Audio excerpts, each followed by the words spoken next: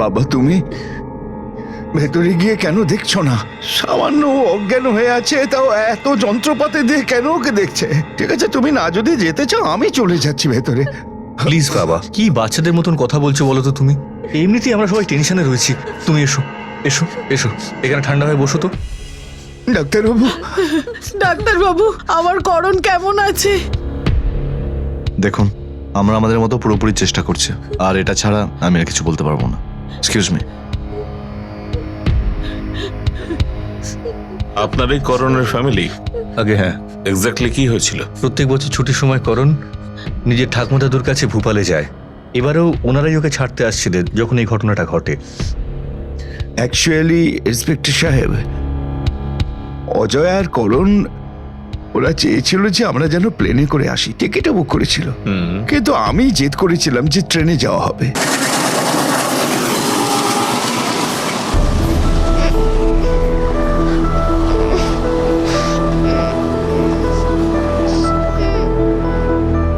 জানো বাবা, আমি যখন ছোট ছিলাম, তখন আমি মতো ছোটখাটো ছিলাম, তখন ওই জানলার ধারে বসার জন্য ঝগড়া করতাম।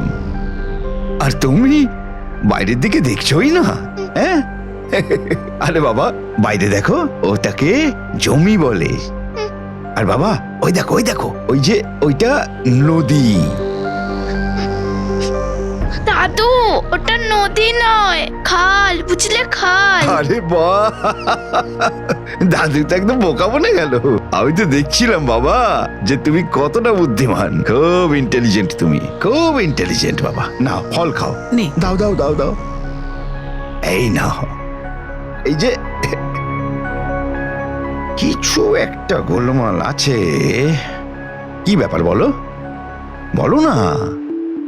ওর মুখ দেখে আমি বুঝেছিলাম যে ওর পটি পেয়েছে।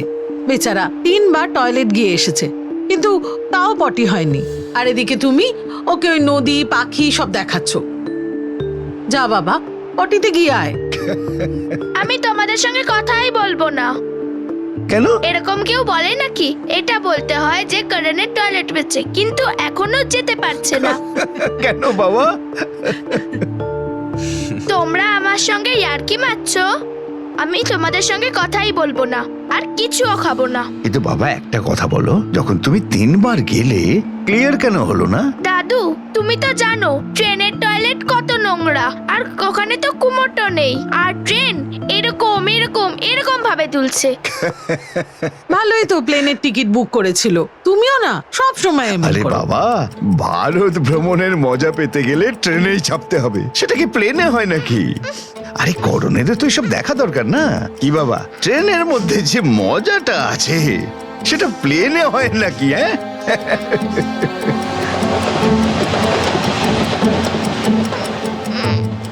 বাবা করণ, কি হয়েছে? কি হলো? কন্ট্রোল করছি। আরে বাবা, যখন আমি ছোট ছিলাম না, তখন আমার এরকম হতো।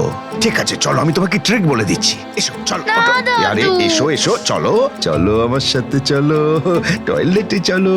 এবার সুন্দর করে তোমাকে টয়লেটে নিয়ে যাবো। আঙ্কেল কিন্তু একদম সত্যি বলছে আন্টি, মানে যে এখনো ইন্ডিয়াতে ট্রেনে চড়েনি সে লাইফে এনজয় করেনি। এই ট্রেনটা নিজেদের মতো পুরো একদম ফ্যামিলির মতো মনে হয়, তাই না? Family atmosphere. আপনি জানেন আমি অনেক বন্ধু বানিয়ে নিয়েছি এই ট্রেনে চলতে চলতে।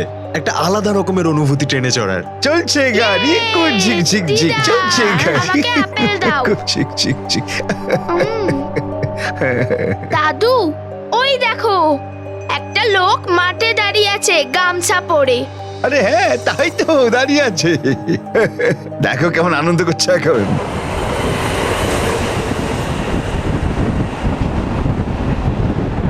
দাদা, আপনাদের ডিনার। হ্যাঁ দিয়ে দাও।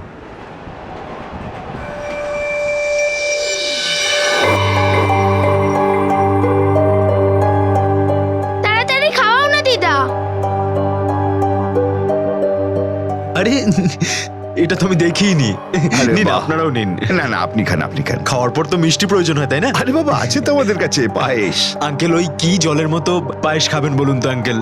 এটা আমাদের ঘরের দেশি ঘিয়ের লাড্ডু, আমার মাসি বানিয়েছে, খেলে দারুণ লাগবে, খেয়ে দেখুন। আরে দেখুন না, খেয়ে নিন নিন। হ্যাঁ হ্যাঁ, সোনা, তুমিও নাও। হ্যাঁ, thank you uncle. Thank you aunty.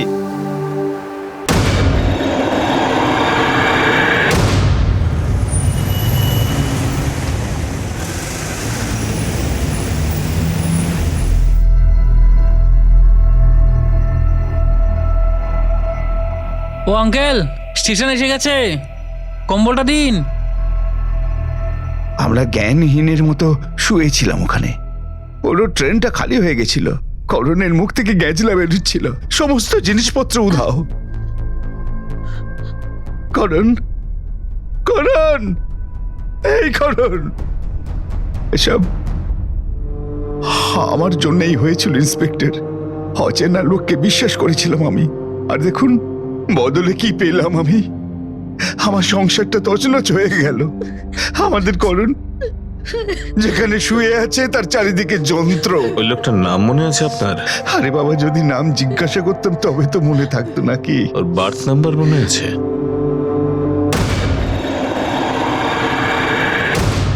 হ্যাঁ, সেটা মনে আছে। জীবন হলো একটা যাত্রা, একটা জার্নি, কিন্তু রাস্তাটা সরল সোজা নয়।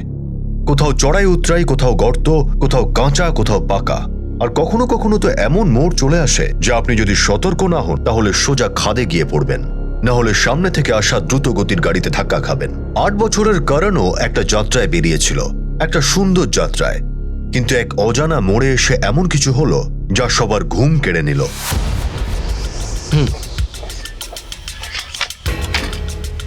স্যার, স্যার রেলওয়ে থেকে এনকোয়ারি চলে এসেছে।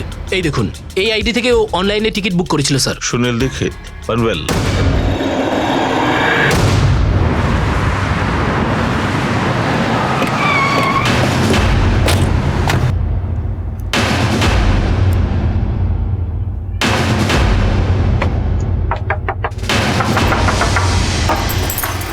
কে? সুনীল দীক্ষিত কোথায়? ও তো সাহেব আন্ধেরি গেছে, বলছিল যে কোনো একটা ইন্টারভিউ আছে। কেন কেন কোনো প্রবলেম হয়েছে নাকি? কি করেছে ও? ভোপালে কি করতে গিয়েছিল? ভোপালেও তো ইন্টারভিউ দিতেই গেছিল। ওখানে মাসিও তো থাকে, বলছিল একসাথে দুটো কাজ হয়ে যাবে। প্রচুর ইন্টারভিউ দেয় না? আন্ধারি কবে গিয়েছিল? লোকটা কে হয় তোমার? আমার স্বামী হয় সাহেব। আন্ধেরি আজ সকালেই গেল, বলল যে ভোপালে যে কাজটা করেছিল ওটা ভালো হয়নি, তবে এটা নাকি খুব ভালোই হবে। খুব খুশি ছিল সাহেব, আর কোথা থেকে জোগাড় করে 25,000 টাকাও নিয়ে গেছে। 25,000? ফোন নাম্বার দাও ওর। 99। আপনি যে নম্বরে ফোন করেছেন সেটি এই মুহূর্তে সুইচ অফ আছে। স্যার এই নাম্বারটা তো সুইচ অফ বলছে। ও সাহেব সাহেব, ওর ফোনের ব্যাটারিটা চার্জ হয়নি, তাই হয়তো বন্ধ বলছে। আর ও ট্রেনে তো চার্জ দিতে পারেনি, আর ঘরে তো মাত্র 2 মিনিটের জন্য এসেছিল, তো 2 মিনিটই চার্জ দিয়েছে ফোনে। আন্ধারিতে কোথায় গেছে ও? আমাকে ফোন করেনি ও। ওর ফোন এলে আমাদের জানাবে। আর তোমরা আচ্ছা, দুজন শহর ছেড়ে পালানোর চেষ্টা করবে না। হ্যাঁ সাহেব। চলো, কিছু লোককে এখানে লাগিয়ে দাও, 24 ঘন্টা নজরে রাখো এদের। ওর স্যার। ফোন ট্র্যাক করো, সার্ভেলেন্সে দিয়ে দাও। পাড়াপড়শির কাছে খোঁজ নাও, কিছু তো পাবেই। Okay sir. অপরাধের ছবিটা যত নোংরাই হোক না কেন, অপরাধীর ছল, তার মুখোশ প্রায় সবসময় সাধারণ হয়। সেই জন্যই সে খুব সহজে ভিড়ে মিশে যায়। দীক্ষিতেরও পরিবার ছিল, স্ত্রী ছিল, একটা সরল সিধা জীবনে সংঘর্ষ ছিল, কিন্তু এই মুহূর্তে সে নিখোঁজ। আর পুলিশ তার বাড়ির চারদিকে নজর রাখতে শুরু করলো। 48 ঘন্টা পেরিয়ে গিয়েছে, কিন্তু ইন্টারভিউয়ের জন্য বেরিয়ে যাওয়া মানুষটি এখনো পর্যন্ত ফেরেনি। হয়তো সে পুলিশের আসার খবর পেয়ে গিয়েছিল। এই মুহূর্তে দীক্ষিত কোথায়? আর সে যদি পুলিশের আসার খবর পেয়ে গিয়ে থাকে তাহলে তাকে সেই খবরটা কে দিল? তার স্ত্রী দিয়েছে? কি বলেছিলে তুমি? তোমার স্বামী ইন্টারভিউ দিতে গেছে। কত সময় লাগে ইন্টারভিউ দিতে? শোনো, যদি তুমি পুলিশকে বোকা বানানোর চেষ্টা করো তাহলে মনে রাখবে খুব খারাপ ভাবে ফাঁসবে। আমি কেন আপনাদের বোকা বানাবো সাহেব? আমি তো নিজেই ওকে 2 দিন ধরে খুঁজছি। কাল রাতে পুলিশ স্টেশনে গিয়ে ওকে পাওয়া যাচ্ছে না সেটাও বলে এলাম। আর আমি তো আপনাদেরকে হাত জোর করে বলছি সাহেব, আমার স্বামীকে খুঁজতে আমার সাহায্য করুন। সেটা আমরা খুঁজেই নেব, যেখানেই লুকিয়ে থাকুক না কেন। কিন্তু যদি নিজের ইচ্ছেতেই আসে তাহলে ওরই ভালো। বুঝে গেছো না তুমি? আপনারা কিছু একটা ভুল করছেন সাহেব। আমার স্বামী খুব ভালো, আপনি যে কোনো কাউকে জিজ্ঞেস করুন, যাকে ইচ্ছে জিজ্ঞেস করুন সাহেব। সেটা তো আমরা খোঁজ নিয়ে দেখবই। তোমাকে যতটুকু বলা হয়েছে ততটুকুই করো, এতে তোমাদের দুজনেরই ভালো হবে।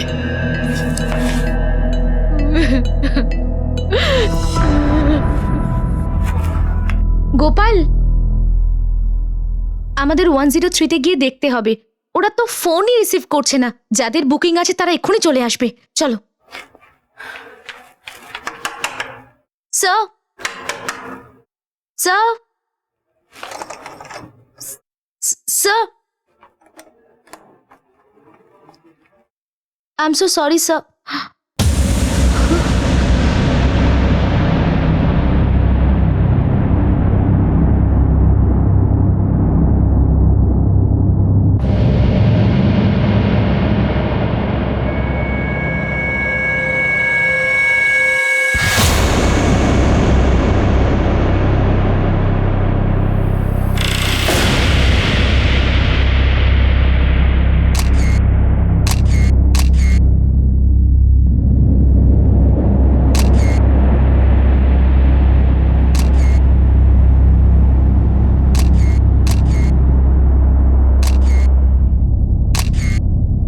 এত বছরের পুলিশের চাকরিতে প্রথমবার দেখলাম যে কেউ কাউকে এভাবে প্রাণে মারতে পারে। এ কি মানুষ, না মানুষের ছদ্মবেশে কোনো জানোয়ার? স্যার সব জায়গাটা দেখে নিয়েছি, কোথাও কিচ্ছু নেই। ম্যাডাম, আপনার রেকর্ডে তো থাকবে যে এই রুমটা কে কার নামে বুক করেছিল, কোনো আইডি প্রুফ? হ্যাঁ স্যার, সুনীল দীক্ষিত। সুনীল দীক্ষিত?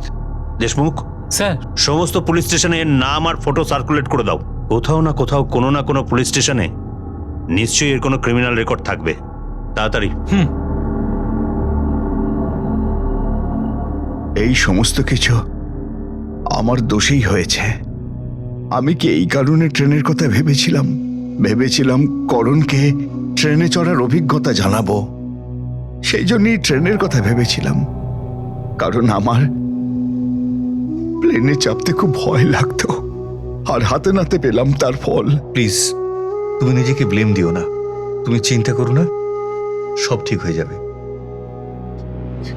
ডক্টর, কি হয়েছে? পেশেন্টের অবস্থা একদম ভালো নয়।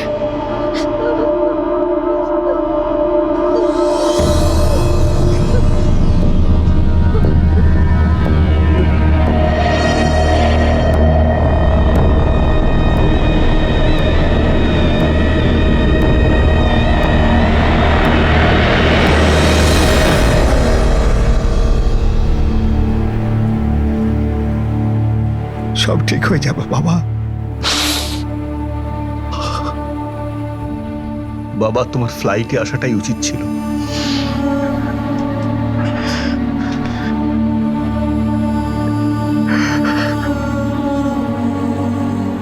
স্যার, এই হচ্ছে আইডি। এটারই সাহায্যে ও হোটেলের ঘরটা বুক করেছিল।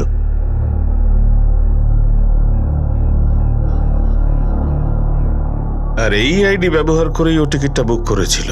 এই সুনীল দীক্ষিত একই লোক যে ট্রেনে ছিনতাই করেছে আর হোটেলে ওই মহিলার বাচ্চাটাকে খুন করেছে। স্যার, এই ইনফরমেশন দেওয়ার জন্যই আমি আপনার কাছে এসেছি। যেহেতু কেসটা আপনি দেখছেন, কিন্তু একটা ব্যাপার স্যার মাথায় ঢুকছে না, যে এই সুনীল দীক্ষিত যে একদম ওপেন ঘুরে বেড়াচ্ছে, এর ব্যাপারে আমরা কেন খোঁজ খবর পাইনি এখনো? সেটা এই কারণে শিন্ডে, আমরা ওকে যতটা চালাক ভেবেছিলাম ও তার থেকেও বেশি চালাক। অবশ্য ইনফরমেশনও পাওয়া যাবে আর ধরাও পড়বে। সাওয়ন্ত স্যার, এই ছবি পুলিশ স্টেশন বাদেও সব জায়গায় সার্কুলেট করে দাও। প্রত্যেক স্টেশন, প্রত্যেক হোটেল, সমস্ত পাড়ার অলিগলিতে, সব জায়গায় ওকে ছাড়াও। স্যার।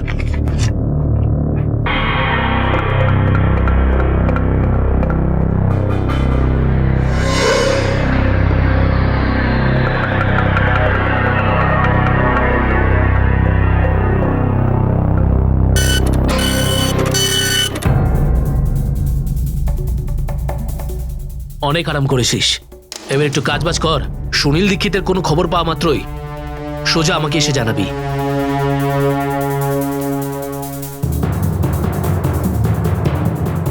ঠিক আছে, যা। সালাম স্যার। যা।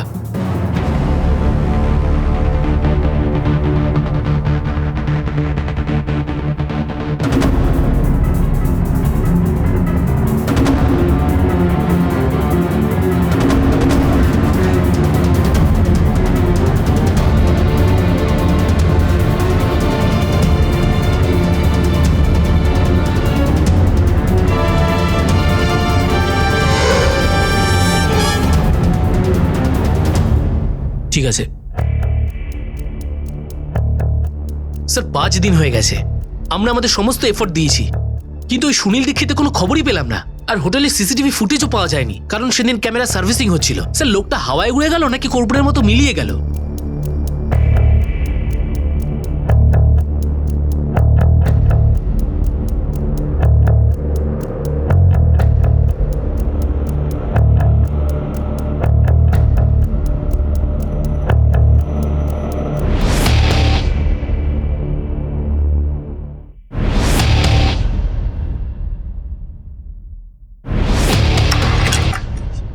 Sorry sir.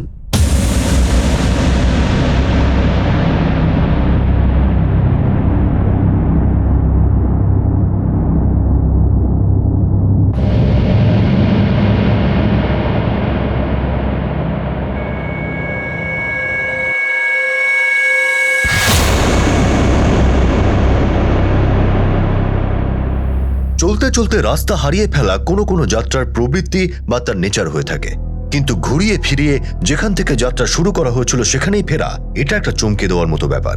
আর এমনই একটা বিষয় এই মুহূর্তে পুলিশের সামনে রয়েছে। তাদের একমাত্র সাসপেক্ট দুটো খুন আর একটা ট্রেন ডাকাতিতে দায়ী এই মুহূর্তে নিজেই মৃত্যুর মুখে দাঁড়িয়ে। যে অভিযুক্ত সূত্র ধরে পুলিশ এই কেসটা সমাধানের চেষ্টায় ছিল, সে এই মুহূর্তে নিজেই একটা প্রশ্ন হয়ে অন্ধকার গলির সামনে এসে দাঁড়িয়ে। এটা নিশ্চিত যে এই ভয়ঙ্কর খেলা অন্য কেউ খেলছিল। কে সে? সে ট্রেনে ছিল, হোটেলে ছিল, আর দীক্ষিতের মৃত্যুর পিছনেও। উদ্দেশ্য লুট নাকি হত্যা নাকি অন্য কিছু? কিন্তু এই তিনটি ঘটনার সঙ্গেই কিছু একটা মিল তো আছেই।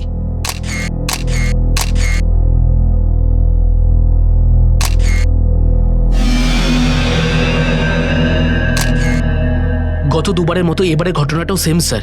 এবারেও বডির কাছ থেকে কিচ্ছু পাওয়া যায়নি, না ফোন, না আইডি, না পার্স, কোনো জিনিস নেই স্যার। সিসিটিভি ফুটেজ চেক করো, এই হোটেল বুক করা থেকে রুমে আসা পর্যন্ত কে গেছে কে এসেছে সব। Okay sir. অ্যাম্বুলেন্স ডেকে পাঠাও। Okay sir.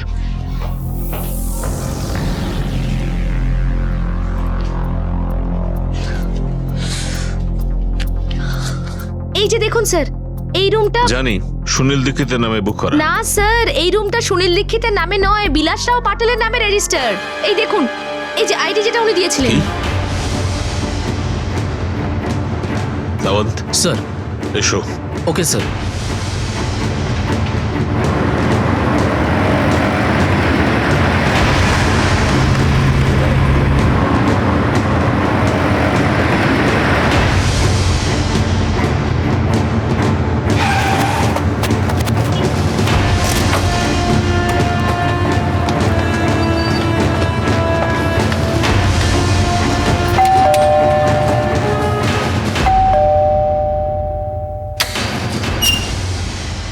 বিলাস রাওকে?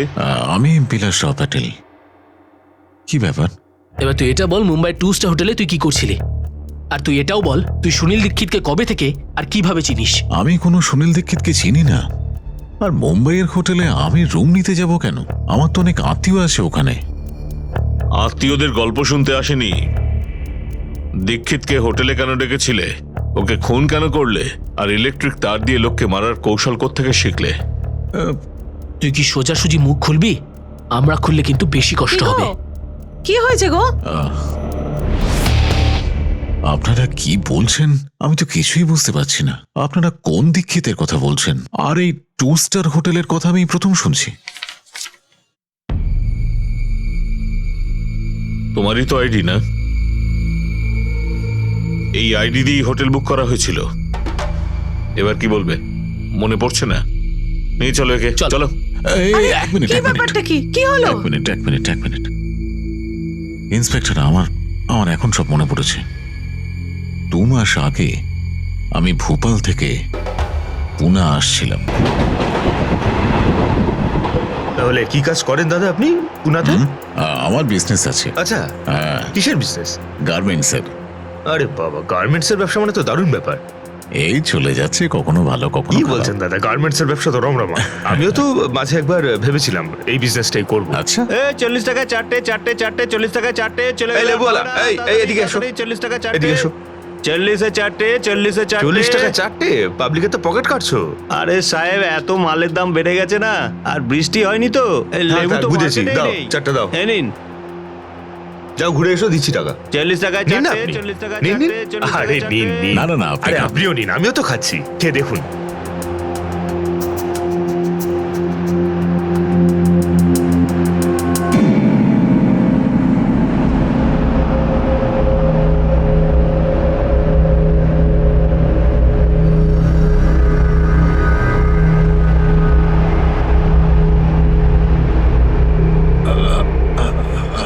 পরে আমি যখন উঠলাম আমার মাথাটা ভার হয়েছিল।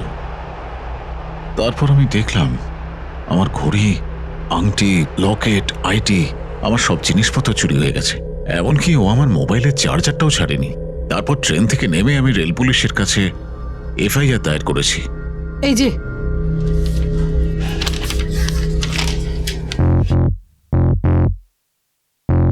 সামনের কয়েকটা দিন পুলিশকে না বলে কোথাও যাবে না। আচ্ছা স্যার। ক্রস চেক করো। Okay sir.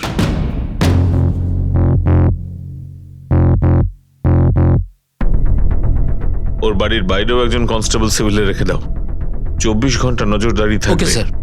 আর স্যার যদি বিলাসরাও ওই 2 স্টার হোটেলে গিয়ে থাকে তাহলে ওখানকার সিসিটিভি ফুটেজে ওর ছবি থাকবেই। আমার তো এটা মনে হচ্ছে যে বিলাস রাও সত্যি বলছে, কিন্তু যেই হোক না কেন তার প্ল্যানিংটা এখন আমার কাছে পরিষ্কার। প্রথমে কাউকে অজ্ঞান করে, তারপর তার আইডি আর জিনিস চুরি করে, তারপর ওই আইডির সাহায্যে দ্বিতীয় শিকারকে ধরে। স্যার এই লোকটা যেই হোক না কেন সে খুবই চালাক। এখনো পর্যন্ত ও কোনো প্রমাণ ছেড়ে যায়নি আর আমাদের নাকে দড়ি দিয়ে ঘোরাচ্ছে যাতে আমরা ওকে ধরতেই না পারি। অপরাধী যতই চালাক হোক না কেন কোনো না কোনো প্রমাণ ফেলে যাবেই, শুধু তাকে চিনতে পারা ধরতে পারাতেই যা দেরি।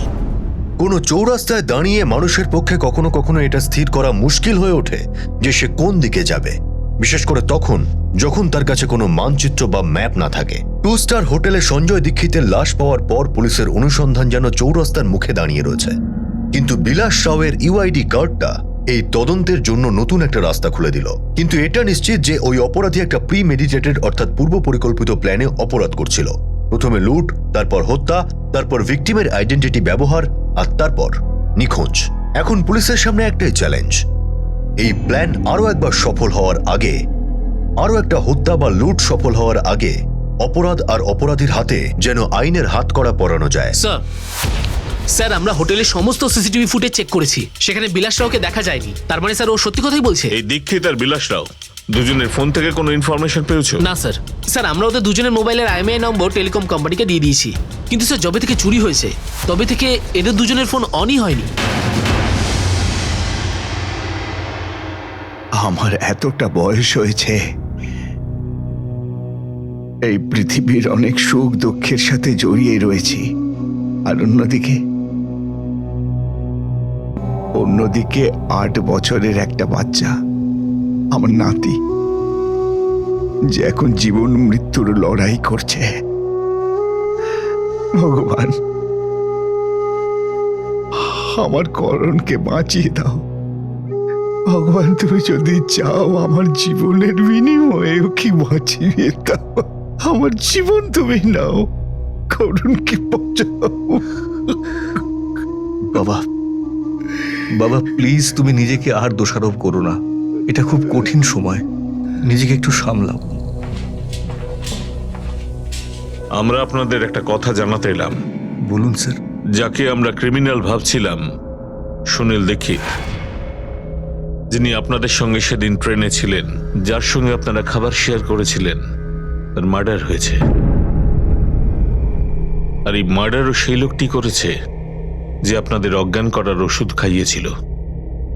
তাহলে সে লোকটা কি? সে যেই হোক না কেন আমাদের নজর এড়িয়ে এখনো পালিয়ে বেড়াচ্ছে। আপনি সেই দিনটাকে একটু মনে করবার চেষ্টা করুন। সেই সময় ট্রেনে আপনাদের সাথেই সে ছিল। কোনো এমন ঘটনা যেটা বলতে ভুলে গেছেন আমাদের? দেখুন, ক্ষুদ্রাতি ক্ষুদ্র কোনো কথাও আমাদের জন্য প্রয়োজনীয়। লক্ষ্মী, তোমার কি এমন কোনো ঘটনা মনে পড়ছে যে ব্যাপারে আমরা বলতে কিছু ভুলে গিয়েছি? কোনো কথা, কোনো গান, কোনো রকম শব্দ? ওই জায়গায় অনেক লোক ছিল, তাদের কথা, তাদের ব্যবহারগুলো একটু মনে করবার চেষ্টা করুন। কোনো একজন লোক কি আপনার কাছে আসবার কোনো রকম চেষ্টা করছিল? মানে এরকমই কোনো কথা? হ্যাঁ, আমার মনে পড়ছে, ওই দিন সবাই আমরা কুলপিও খেয়েছিলাম। 10 টাকায় কুলফি, কেসর মালাই কুলফি, কুলফি কুলফি। এই কুলফিওয়ালা, এদিকে এদিকে। আসছি বাবু।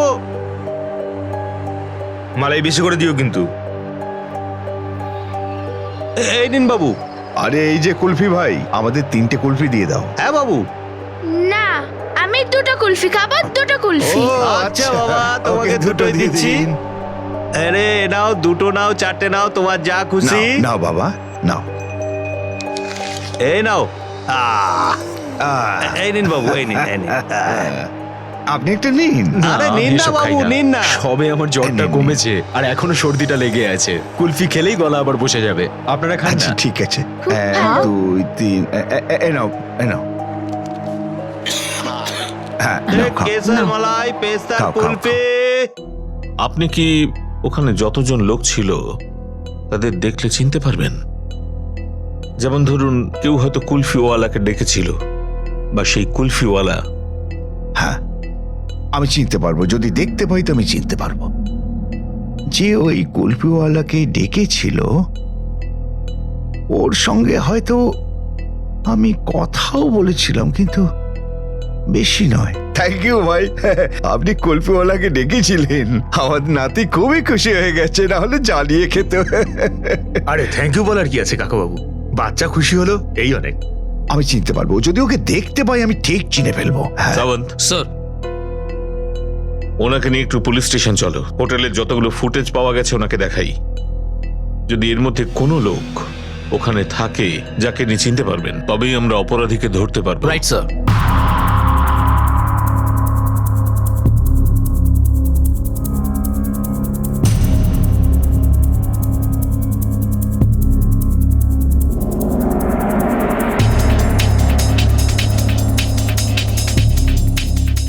না ইন্সপেক্টর, এদের মধ্যে কেউ নয়।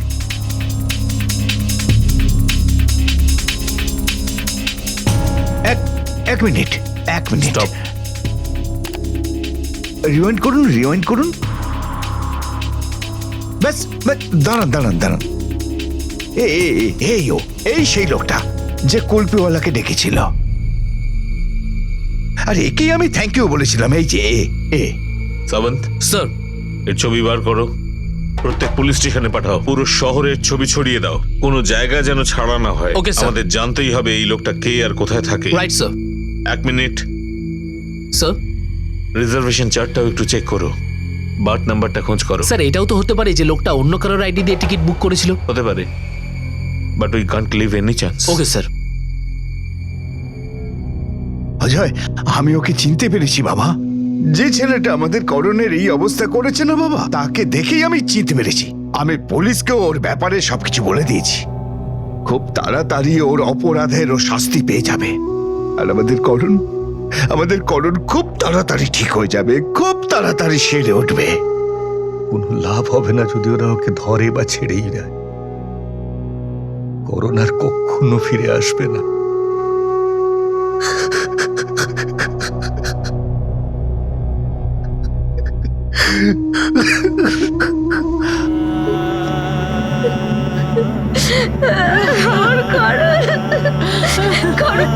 করণ কিছু বল বাবা। করণ কিছু বল।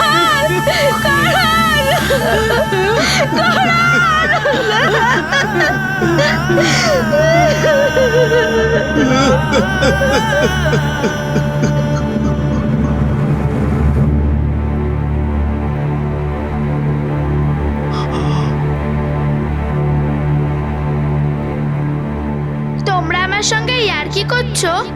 তোমাদের সঙ্গে কথাই বলবো না, আর কিচ্ছু খাবো না।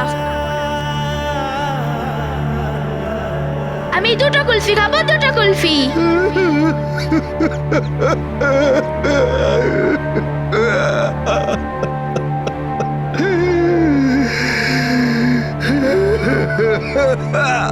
যাত্রার উদ্দেশ্য হলো লক্ষ্য, আর যদি লক্ষ্যে পৌঁছানো না যায় তাহলে যাত্রার কোনো মানে নেই। আর যদি যাত্রার মাঝে কোনো সঙ্গী হারিয়ে যায় তাহলে কিছুক্ষণের জন্য যাত্রী আর রাস্তা দুজনই অন্ধকারে ডুবে যায়। হসপিটালে জীবন আর মৃত্যুর সঙ্গে লড়াই করতে করতে করণ অবশেষে মৃত্যুর মুখে ঢলে পড়ল। আর তার এই মৃত্যু অনেক আশা নিয়ে বেঁচে থাকা তার পরিবারকে, বিশেষ করে তার দাদুকে, বিষাদের অন্ধকারে ডুবিয়ে দিল। সবেমাত্র তার দাদু আসল অপরাধীকে সিসিটিভি ফুটেজে চিনতে পেরেছিলেন, আর তিনি ভেবেছিলেন যে এখন এই কেসটা শুধু সমাধান হবে না, বরং করণও তার বাড়িতে ফিরে আসবে। আর পুলিশের অনুসন্ধানও এখন সঠিক লক্ষ্যের দিকেই চলছিল। কিন্তু করণের দিকে আসা মৃত্যুকে কেউ আটকাতে পারল না। কিন্তু অন্য কোনো নিরীহ মানুষের দিকে এগিয়ে যাওয়ার আগে ওই ধূর্ত অপরাধীর পায়ে পুলিশ হয়তো বেড়ি পড়াতে পারত। স্যার বিলাস রয়ের মোবাইলটা হঠাৎই অন হয়েছে সেই নাম্বারটা থেকে, যেটাকে আমরা IMEI ট্র্যাকিং এ দিয়েছিলাম। ওই ফোনটা 2 দিন আগে অ্যাক্টিভেট হয়েছে, তাও 5 মিনিটের জন্য। ওই 5 মিনিটের মধ্যে হাজারেরও বেশি মেসেজ ঢুকেছে, যার বেশিরভাগই কোম্পানি প্রমোশনাল মানে মেসেজ। আমাদের কাজের কিছুই পাওয়া যায় পেয়েছি স্যার। স্যার ওই মেসেজগুলোর মধ্যে একটা মেসেজ কেবল কোম্পানির ছিল। এই যে স্যার কোম্পানির অ্যাড্রেস, নিজেদের বকেয়া টাকা চাইছিল, না হলে কানেকশন কাটার হুমকি দিচ্ছিল। স্যার মোবাইল ফোনও এই লোকেশনে অন হয়েছে। নারেগাঁও ইস্ট। এই লোকটাকে চেনেন? আরে স্যার, একে চিনবো না মানে? 6 মাস ধরে আমার পয়সা দিচ্ছে না এ। যতবার ফোন করেছি ফোন ধরেই না। তারপর আমি ওকে এসএমএসও করেছি, কিন্তু মেসেজেরও কোনো জবাব দেয় না। নাম কি এর? এর নাম হচ্ছে বিনয় গুপ্ত। কি? বিনয় গুপ্ত। অ্যাড্রেসটা বলুন। অ্যাড্রেস এই তো এই কাছে, বলে দিচ্ছি, আমি দেখে বলে দিচ্ছি। হ্যাঁ হ্যাঁ, একদম লিখে দিচ্ছি স্যার, লিখে দিচ্ছি। একদম 420 লোক স্যার। আর কি বলবো স্যার, একবারে 2 নম্বরই লোক। দাঁড়ান স্যার, এইখানেই লেখা আছে, আমি খুঁজে দিচ্ছি। একে আপনারা শাস্তি দিলে না স্যার, আমার স্যার খুব খুব আনন্দ হবে। আমার টাকাটা মেরে দিল। এই যে, এই নিন স্যার, এই যে। Thank you.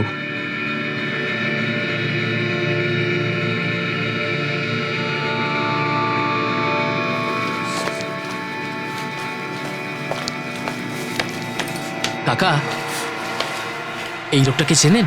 হ্যাঁ, ও তো ওই সামনেই থাকে। আচ্ছা, আজ ওকে দেখেছেন কি দেখেননি? হ্যাঁ, আজ সকালে দেখেছিলাম। স্যার, আজ সকালে বিনয় এখানেই ছিল।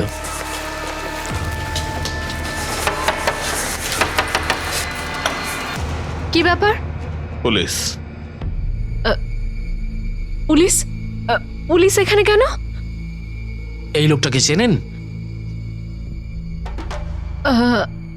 হ্যাঁ সাহেব, আমার জামাইবাবু। কোথায় উনি? সাহেব, জামাইবাবু আর দিদি গ্রামে গেছে। 15 দিন তো হয়ে গেছে, আর 10-12 দিনের মধ্যে চলে আসবে। 15 দিন আগে গেছে। তো তুমি এখানে ওদের বাড়িতে কি করছো? ভেতরে আর কে কে আছে? সাহেব, আর কেউ নেই সাহেব, আমি একাই আছি। সাহেব, আমি আর আমার মেয়ে এখানেই থাকি। আমার স্বামী নেই তো, তাই। ও মারা গেছে অনেক দিন হলো।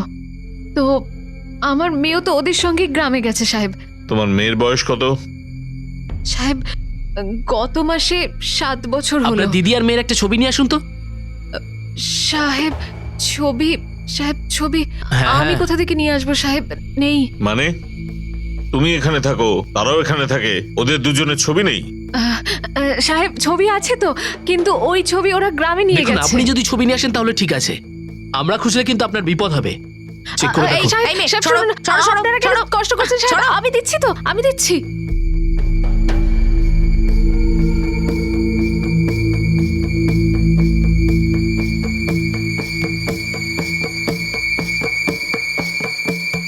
স্যার, এটা তো ওই দুজনেরই ছবি যাদের বডি প্রথম হোটেলে পাওয়া গিয়েছিল।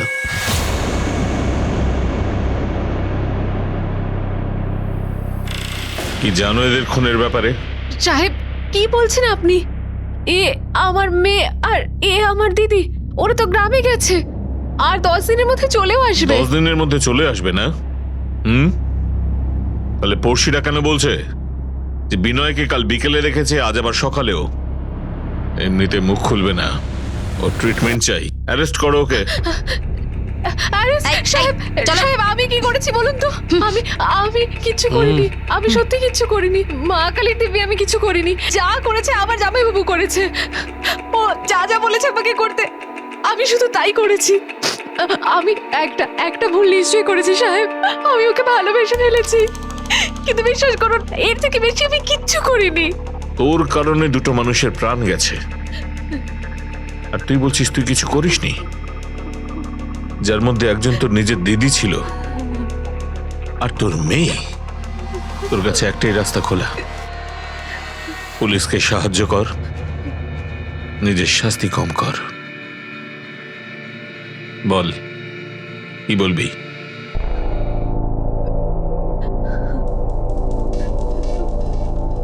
হ্যাঁ বল। কোথায় আছিস তুই? কেন, কি হয়েছে? তুই জানিস কি এটা, যে পুলিশ এসেছিল, জিজ্ঞাসাবাদ করছিল তোর ব্যাপারে? তুই শোন, তুই তাড়াতাড়ি বাড়িতে ফের, আমাদের বেরোতে হবে। যদি আবার চলে আসে তাহলে? শোন, তোর ভয়ের কিছু নেই, আমি এখনই আসছি। কিন্তু আমি পৌঁছানো অবধি তুই কোথাও বেরোবি না, বুঝেছিস? বিপদে পড়ে যাবি। তুই জিনিসপত্র গোছা, আমি আসছি। আচ্ছা ঠিক আছে, তাড়াতাড়ি আয়। হ্যাঁ, বাই।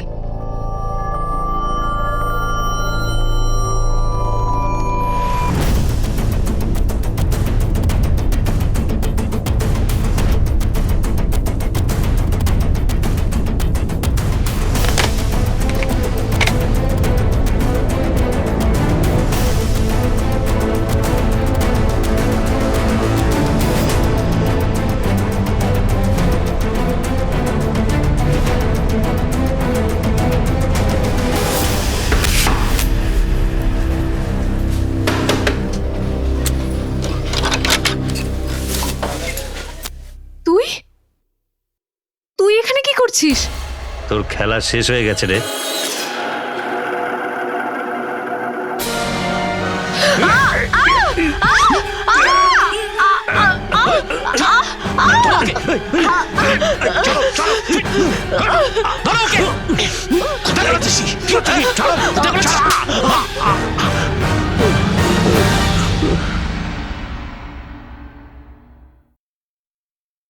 আমি তো সেটাই করছিলাম স্যার, যেটা বিনয় আমাকে বলছিল।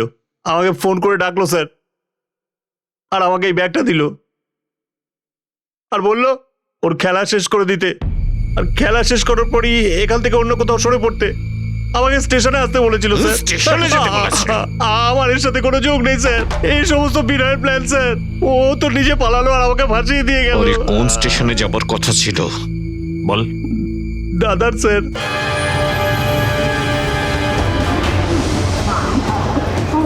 মুকেশ, লাস্ট তুমি আমার সঙ্গে এসো। স্যার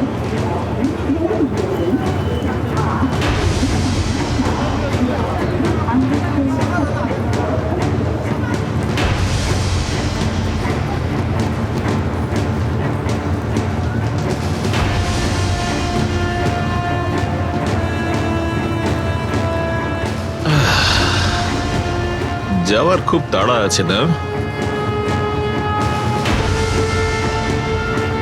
কমলা লেবু খাবে নাকি?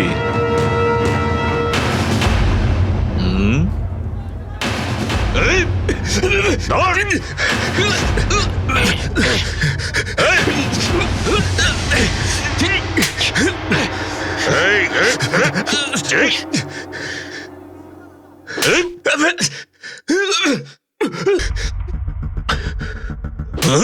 কি ভেবেছিলিস তুই খুন করে বেঁচে যাবি তুই?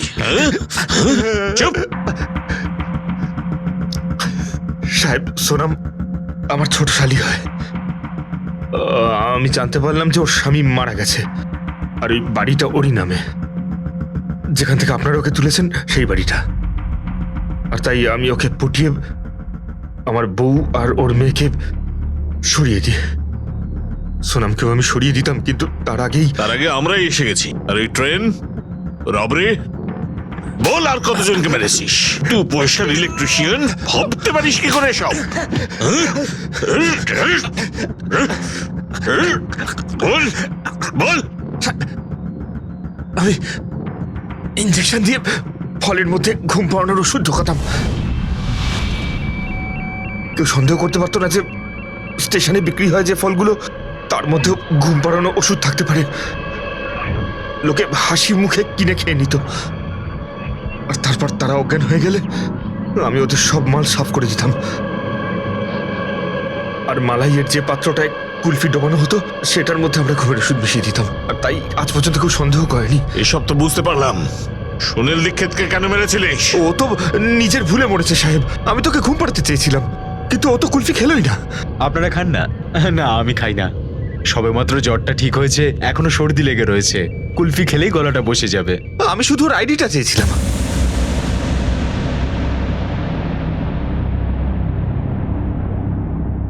সবাই শান্তিতে ঘুমিয়ে পড়লো, আর সারা রাত ওর সাথে কথা বলে আমি এটা জানতে পারলাম যে ওর একটা চাকরির দরকার ছিল। আমি ওকে বললাম যে হোটেলে তুই 25,000 টাকা নিয়ে আয়, আমি তোর চাকরির ব্যবস্থা করে দিচ্ছি। আর পরের দিনই আমার কথা মতো ও 25,000 টাকা নিয়ে হোটেলে চলে আসে। আমি যে ওর চায়ে ঘুমের ওষুধ মিশিয়ে দিয়েছিলাম সেটাও গুণা করে বুঝতে পারিনি। চা খাওয়া মাত্রই ঘুমিয়ে পড়ে। আর তারপর আমি আমার ওই ইলেকট্রিকের তারের ফর্মুলায় ওর প্রাণটা নিয়ে নিই। এই তারের ফর্মুলাটা আমি একটা সিনেমায় দেখেছিলাম, আর আমার এই স্টাইলটা বেশ ভাল লেগেছিল। স্টাইল ভাল লেগেছিল? স্টাইল ভাল লেগেছিল? সিনেমা দেখ এবার আমার স্টাইলে তোকে আমি কি করি। তোর মতন জল্লাদকে তো ফাঁসিতে লটকাবো আমি। জীবনের যাত্রা অনেক পরিস্থিতির মধ্যে দিয়ে এগিয়ে চলে। পথে অনেক ধরনের মানুষের সঙ্গে দেখা হয়, তাদের মধ্যে কেউ চেনা কেউ অচেনা। কিন্তু যাত্রা সফল করতে কিছু নিয়ম মেনে চলতে হয়। সফরে কারোর সঙ্গে বিবাদ বা ঝগড়া করবেন না, মিলেমিশে চলুন। কিন্তু কাউকে এতটাও বিশ্বাস করবেন না যে সে সেটা সুযোগ নিয়ে আপনার কোনো ক্ষতি করবে। এর অর্থ হলো বিশ্বাস করুন, কিন্তু অন্ধবিশ্বাস নয়। ট্রেন বা বাসে অনেকেই কোনো অচেনা মানুষের দেওয়া খাবার দাবার বা পানীয় গ্রহণ করে থাকে। এটা কিন্তু ভুল। যেই হোক না কেন, আপনাকে খাবার জিনিস যত ভালোবেসেই দিক না কেন, আপনি সেটা নেবেন না। বিনয় আর তার সঙ্গীর বিরুদ্ধে আইপিসির ধারা 201, 302, 328, 392, 394, 465, 468, 473 আর ধারা 120 বি অনুযায়ী সেশন কোর্টে মামলা চলছে। কেউ হয়তো ঠিকই বলেছে যে আমরা যাত্রা করি জীবন থেকে দূরে চলে যাওয়ার জন্য নয়, বরং জীবনকে পাওয়ার জন্য। কিন্তু তার প্রথম শর্ত হলো জীবন যেন বেঁচে থাকে। এই কথা বলে আমি অনুপ সোনি আপনাদের কাছ থেকে বিদায় নিচ্ছি। আবার দেখা হবে পরবর্তী এপিসোডে আরো একটা চমকে দেওয়ার মতো ঘটনা নিয়ে। ততক্ষণ নিজের এবং নিজের পরিবারের খেয়াল রাখুন আর দেখতে থাকুন ক্রাইম পেট্রোল ডায়াল 100। শিক্ষা একজনের, জ্ঞান আমাদের সবার। জয় হিন্দ।